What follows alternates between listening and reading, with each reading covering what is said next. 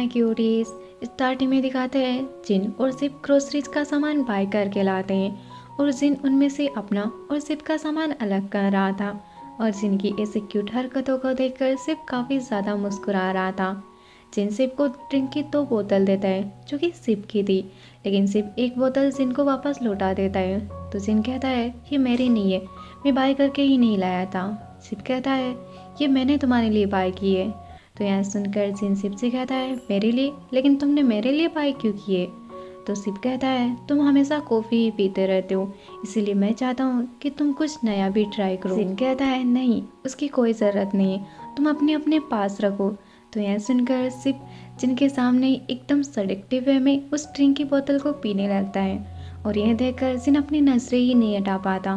फिर सिप जिन से कहता है ये बहुत ही ज़्यादा डिलीशियस है, क्या तुम ट्राई करना चाहोगे। और यह कहकर सिप जिन की तरफ बोतल बढ़ा देता है। तो फिर जिन भी अपने आप को पीने से नहीं रोक पाता, जिनको वो काफ़ी ज़्यादा पसंद आती है। तो वह सिप से कहता है वाओ, सच में ये तो बहुत ही ज़्यादा डिलीशियस है। तो सिप कहता है ऐसा लग रहा है जैसे तुम मुझे अभी अभी किस किए हो। जिन कहता है क्या, मैंने तुम्हें कभी किस नहीं किया। सिप बस जिन की तरफ मुस्कुरा देता है। जिन कहता है वो सब छोड़ो, वैसे मैं 3 दिन के लिए घर जा रहा हूँ। तो यह सुनकर सिप कहता है तुम वहाँ पर कितनी नाइट के लिए स्टे करोगे। जिन कहता है मैं 2 नाइट रुकने वाला हूँ और यहाँ पर तुम अकेले रह तो पाओगे ना।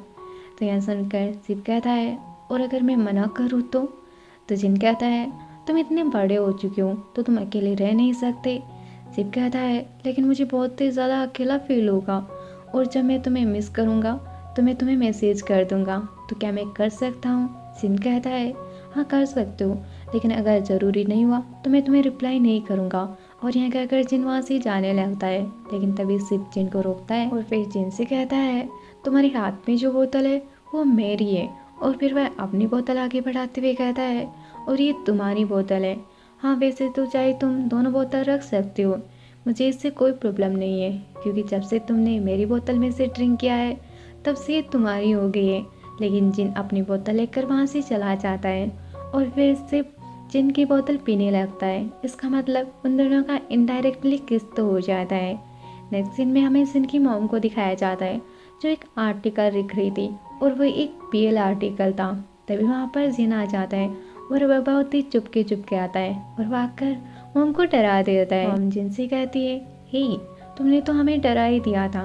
और यह कहकर मॉम जिन को स्लिप करने वाली थी, लेकिन फिर वह उसे स्लिप नहीं करती और उसे हक कर लेती है और फिर कहती है तुम हमेशा अपनी मॉम के साथ क्यों प्रैंक करते रहते हो, और वैसे आज तुम्हें हमारी याद कैसे आ गई, मुझे तो लगा कि तुम हमारे बारे में भूल ही चुके हो।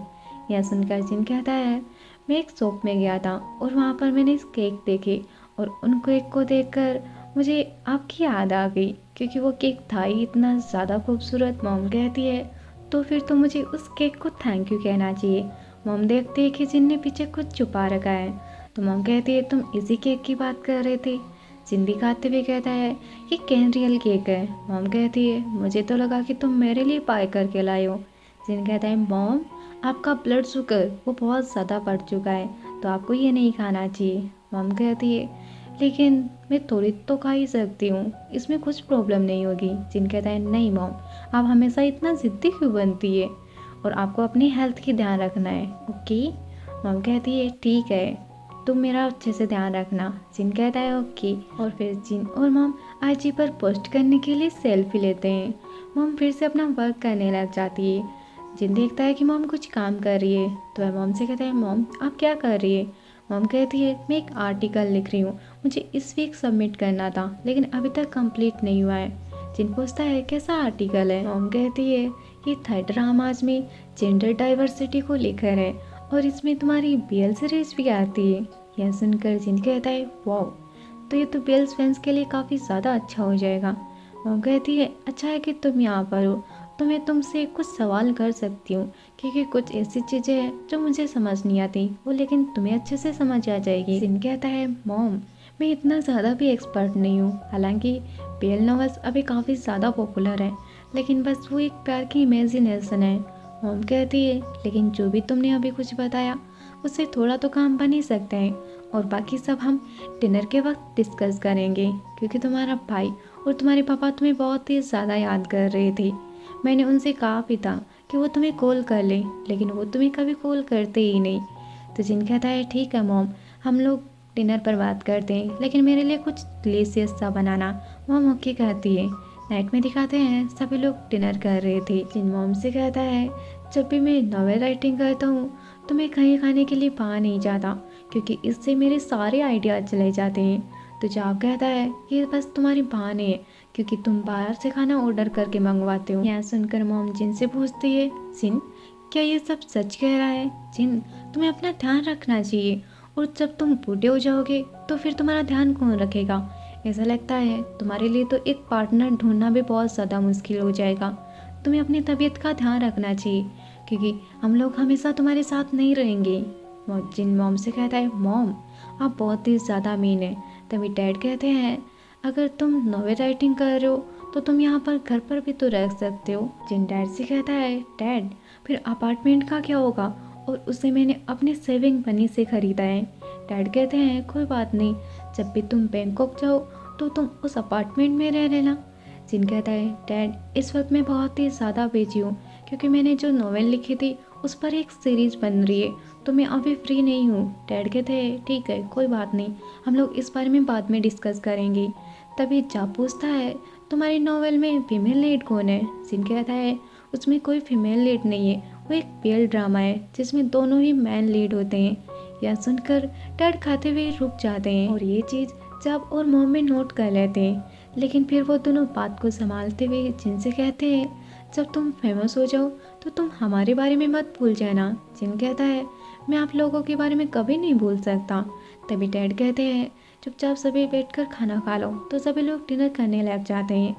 फिर जिन जब अपने रूम में होता है तो वह देखता है उसकी पोस्ट पर काफ़ी ज़्यादा मैसेज थे, जिसमें शिव का भी मैसेज था। शिव ने कमेंट किया था जिन बहुत ही ज़्यादा क्यूट है, और शिव के इस कमेंट पर बहुत सारे लोगों ने कमेंट कर रखा था। तभी सिन के पास शिव का मैसेज आ जाता है। शिव ने मैसेज किया था क्या तुम सो गई?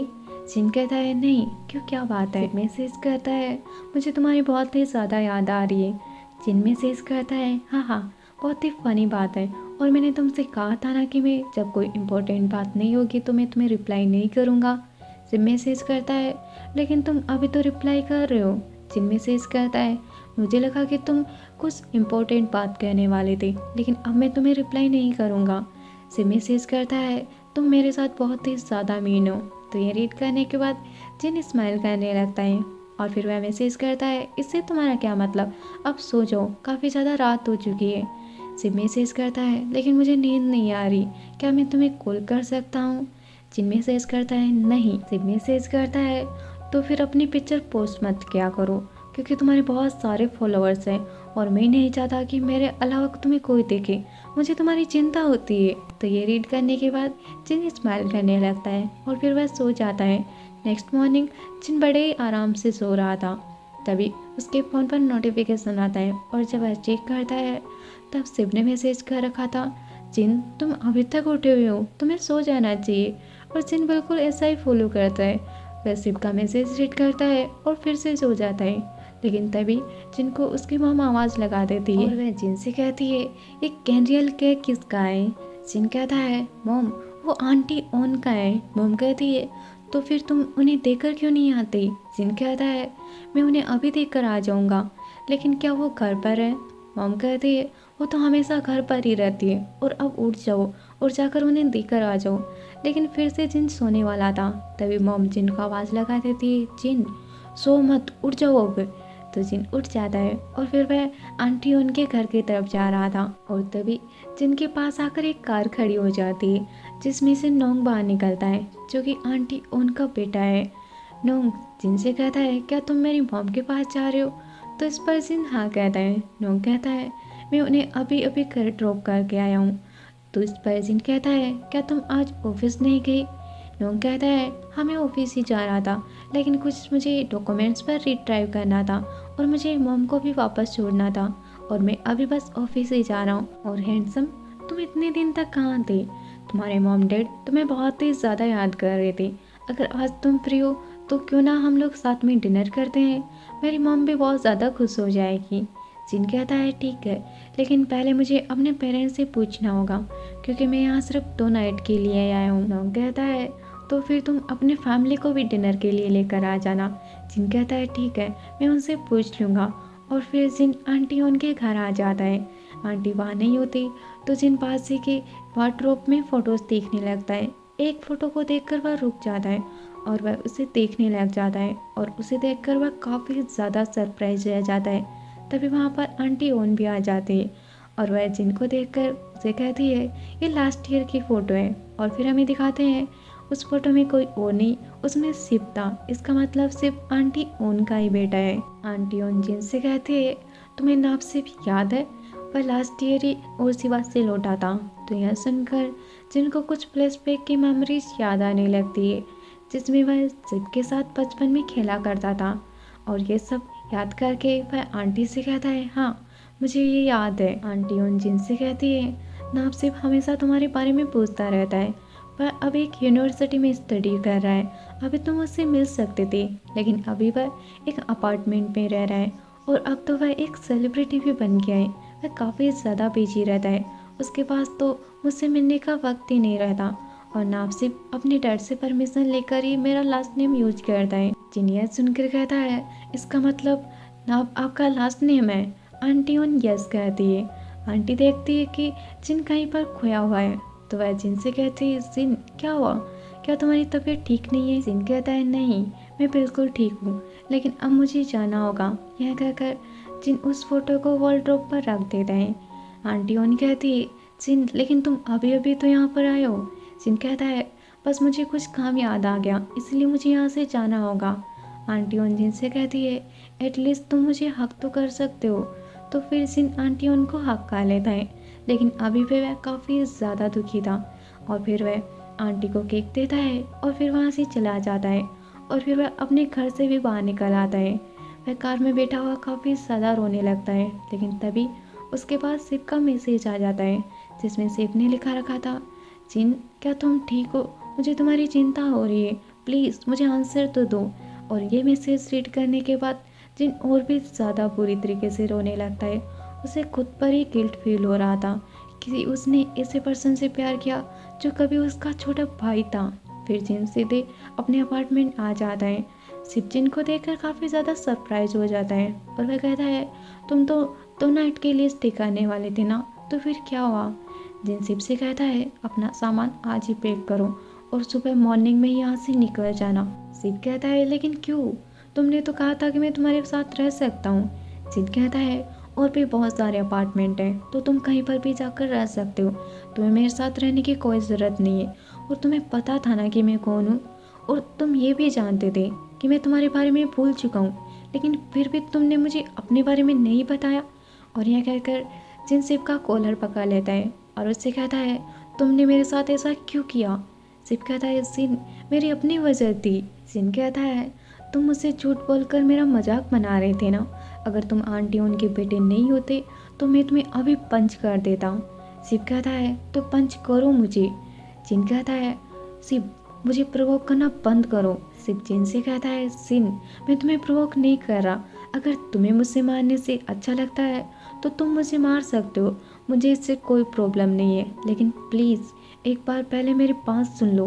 तो यह सुनकर जिन अपना हाथ हटा लेता है और फिर वह चुपचाप खड़ा रह जाता है। शिव जिन को छूने के लिए अपना हाथ आगे बढ़ाता है और जैसे ही वह छूने वाला था तभी जिन अपना फेस दूसरी तरफ कर लेता है। और ये सब देखकर शिव का दिल तो हजारों टुकड़ों में बढ़ जाता है। जिन फिर शिव से कहता है अभी इसी वक्त मेरे अपार्टमेंट से निकल जाओ। शिव कहता है नहीं प्लीज़ मुझे एक बार एक्सप्लेन तो करने दो। जिन कहता है मैं कुछ भी नहीं सुनना चाहता, मैं तुम्हारा चेहरा भी देखना नहीं चाहता क्योंकि मैं अब और बेवकूफ़ नहीं बनना चाहता। शिव कहता है जिन तुम बेवकूफ़ नहीं हो। जिन कहता है अभी इसी वक्त मेरे अपार्टमेंट से निकल जाओ, कल तुम आकर तुम्हारा सामान लेकर चला जाएगा। शिव कहता है नहीं, मैं जब तक तुम्हें सब कुछ एक्सप्लेन नहीं कर देता तब तक मैं कहीं नहीं जाने वाला। जिन कहता है अब और तुम मुझसे क्या झूठ बोलना चाहते हो। शिव कहता है जिन मैंने तुमसे कभी झूठ नहीं बोला और मैंने तुमसे कहा ना तुम्हें न बताने की मेरी अपनी वजह थी। जिन कहता है जिसने मुझे इतने दिनों तक अंधेरे में रखा, तुम्हें लगता है कि अब मैं तुम्हारी कोई बात पर विश्वास करूंगा। और फिर जिन जाते हुए कहता है अभी निकल जाओ वरना मैं सिक्योरिटी गार्ड को कॉल करके बुला लूँगा। और यह कहकर जिन रूम में चला जाता है और सिर्फ वहीं खड़ा रह जाता है। फिर कुछ देर में जिन अपना सामान लेकर बाहर निकलता है। सिर्फ जिन को रोकने की कोशिश करता है लेकिन जिन नहीं रुकता और कहता है अगर तुम यहाँ से नहीं जा रहे तो मैं यहाँ से चला जाता हूँ। और यह कहकर जिन वहाँ से चला जाता है और सिर्फ यही कहता रह जाता है प्लीज़ जिन एक बार मेरी बात तो सुनो। लेकिन जिन वहाँ से जा चुका था। फिर जिन अपने ग्रैंडफादर के घर आ जाता है।